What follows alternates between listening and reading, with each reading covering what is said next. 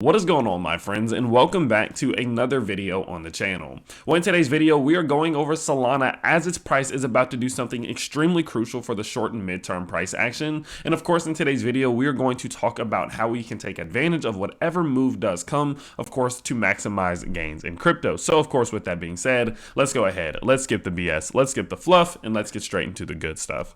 So, of course, over on my Twitter, as you guys know, I've been doing a lot of technical analysis on here, especially over Bitcoin. And just a few minutes ago, I made a post talking about the fact that we're coming back up on Solana's price to retest this trend line.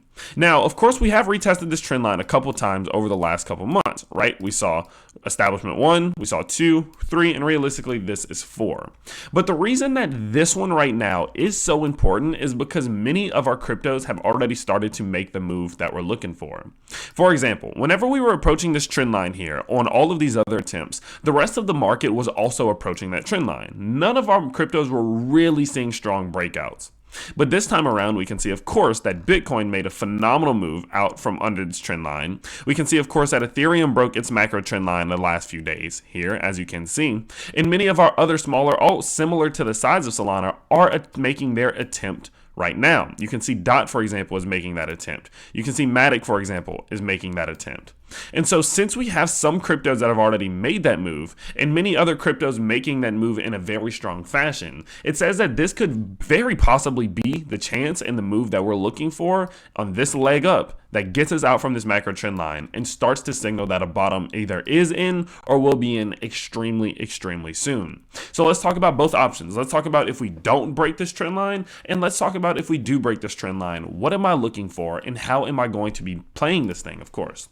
So on the 4-hour charts, one thing we can see is that Solana is running into resistance at this level, as to be expected. Now we are hitting it right now, and we are seeing, pretty strong growth up until this point. We did see this descending wedge and a reaccumulationary pattern yesterday. We saw the breakout to the upside, and then of course we are looking to see this clearing here.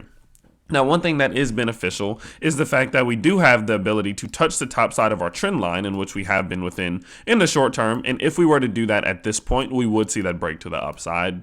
But realistically, we would want to see a strong break here, right? We would want to see a strong break and push back up towards 130 in order to truly have the room to come back down, bounce off this level maybe, and then continue to the top side.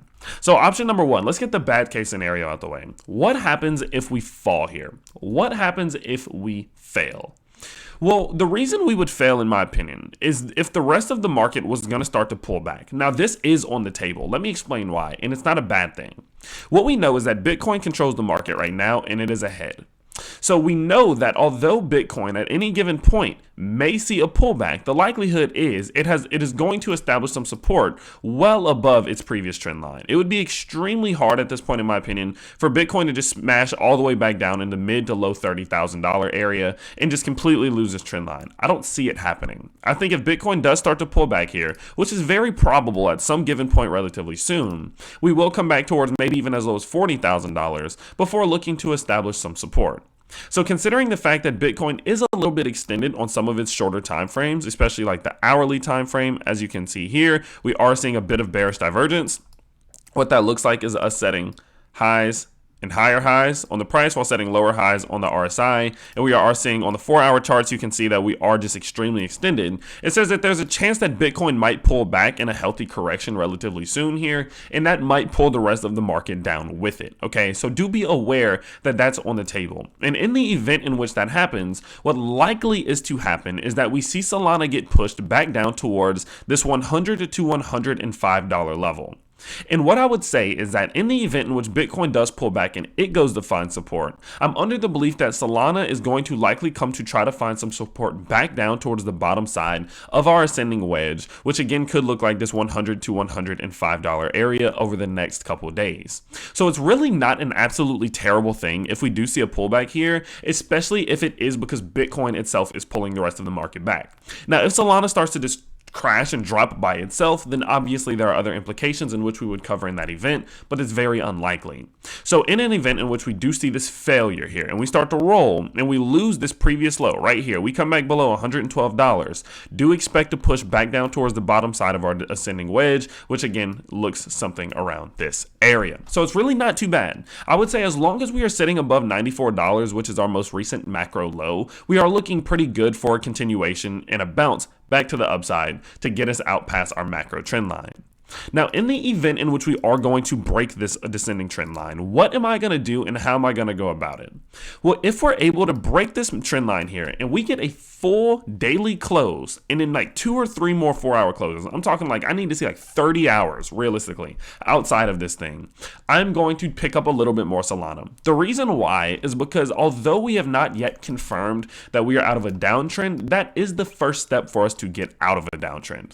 And so for that reason, since that does signal that usually, historically speaking, a bottom will be set in relatively soon, I'm under the belief that that would be a pretty justifiable and great buying entry in order for me to start to try to maximize my gains while I am a little bit under my most recent average costs. I have some average costs here and I bought a little bit back here. And so since on those recent buys, this is a little bit lower, why not lower them? Now, of course, I did do a lot of buying back in some of these lower levels towards the 30 and 40 level.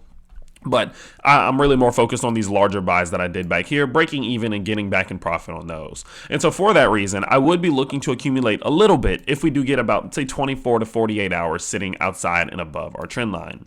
The reason I'm not going to just immediately buy in is because what we saw back here, right? We saw the breakout from this level. We came back down and we failed to backtest the support. We lost the support and continued into our downtrend. And so that's the reason why if I'm going to buy, I'm going to do, again, a little bit of accumulating here because that is still on the table and I don't want to get caught in a bull trap. I'm not that guy who likes to get caught in those that kind of hurt my ego a little bit. Now, when would I do a lot more buying? When, at what point would I really start to accumulate? Well, that would be once we are able to set a high above $150. The reason being is that at that given point, we have started to break the general rules of a downtrend, and there is a very strong chance that we are looking to start to set an uptrend. The reason being, of course, when we are in a downtrend, we are seeing higher lows and lower lows, my apologies, and lower highs. Now, in the event in which we are able to set the high above 150, that would be the first time since this fall of November to now that we have seen a macro higher high take place, which of course would be a fantastic sign for the longevity and the long-term and mid-term, realistically, of the price of Solana. At that point, likely we could still pull back towards 120, establish some support, a higher low, and continue back to the top side. That would be the first major confirmation, and that would be when I would do the majority of my buying, okay? And so with that being said, we do have a possible buy sitting right around the corner for Solana if we are capable of breaking this downward sloping trend line, and so do be quite aware that that is very soon to come. Now, again, if we do see a rollover, understand it's not an absolutely terrible thing, and it is possible, right? We are seeing a bit of exaggerated bearish divergence in which we are seeing equal highs being set on the RSI, but higher highs here on the price, and that is generally bearish. That generally does mean that a pullback or correction of some sort is to come, but do understand that as long as we are sitting well above this descending trend line, or this ascending trend line here, this ascending level of support, we are still looking very good for the confirmation and the break to the upside, which could be buying opportunity number 1 in order for us to start seeing some growth. So with that being said, that is going to be kind of my game plan here. Of course, that is me saying it could go up or it could go down. For those of you in the comment sections who love that comment, yes, that's of course what crypto does, and our whole goal here isn't to say what's going to happen, but how we can react to every movement the price makes in order to maximize gains in crypto, because that's our goal here. So with that being said, of course, that's going to be about it for today's video. Really short, really sweet, really simple. Of course, if you guys did enjoy, you can always let me know simply by smashing that like button and subscribing to the channel if you are new. And I will see you all next time. Peace.